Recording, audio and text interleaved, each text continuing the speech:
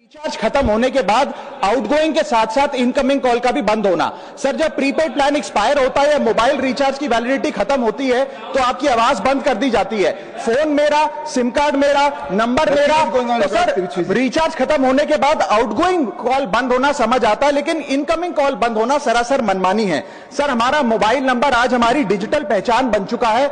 Essential communication जैसे कि UPI payment, banking, OTP, train ticket OTP, PAN, Aadhaar authentication, interview का call, hospital का call, मां बाप का गांव से कॉल, तमाम चीजें इनकमिंग कॉल और इनकमिंग एसएमएस से आती है और वो इसलिए बंद कर दिया जाता है कि इंसान एक रिचार्ज कराना भूल गया।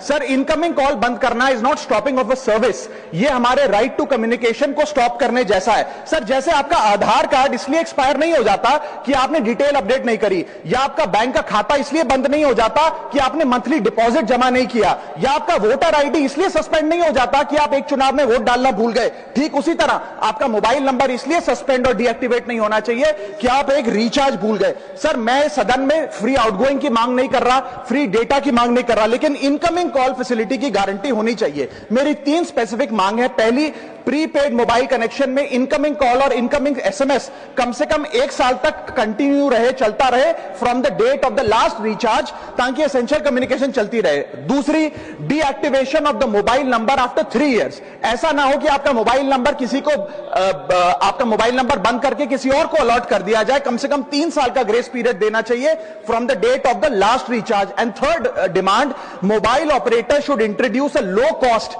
Incoming only plan. वो लोग जो सिर्फ इनकमिंग के लिए फोन रखते हैं उनके लिए, जैसे कि 10 रुपए में 180 दिन की इनकमिंग कॉल की फैसिलिटी, इस प्रकार की स्कीम्स मोबाइल ऑपरेटर को लानी चाहिए। दूसरी समस्या जो प्रीपेड कस्टमर्स फेस करते हैं वो है टेलीकॉम ऑपरेटर का 28 दिन का मंथली रिचार्ज। साल में सर महीने 12 होते हैं, लेकिन 28 दिन की रिचार्ज के माध्यम से 13 टाइम्स रिचार्ज कराना पड़ता है। कैसे सर? 28 दिन into 13 times is equal to 364 days. ये एक बड़ी क्लेवर स्ट्रैटेजी है जिसके चलते आपको फीलिंग 30 दिन की देते हैं, लेकिन आपसे डीलिंग 28 दिन की करते हैं। सर, दुनिया में हर जगह बिलिंग साइकिल कैलेंडर मंथ के हिसाब से होती है, 30 या 31 दिन। आपको मंथली सैलरी, लैंडलॉर्ड का रेंट, बैंक की ईएमआई, बिजली पानी गैस का बिल, तमाम चीजें 30 या 31 दिन के महीने के हिसाब से होती हैं। लेकिन ये मोबाइल ऑपरेटर, टेलीकॉम ऑपरेटर 28 दिन के महीने के हिसाब से आपको रिचार्ज प्लान बेचते हैं, ताकि साल में एक अतिरिक्त रिचार्ज आपको मिल जाए।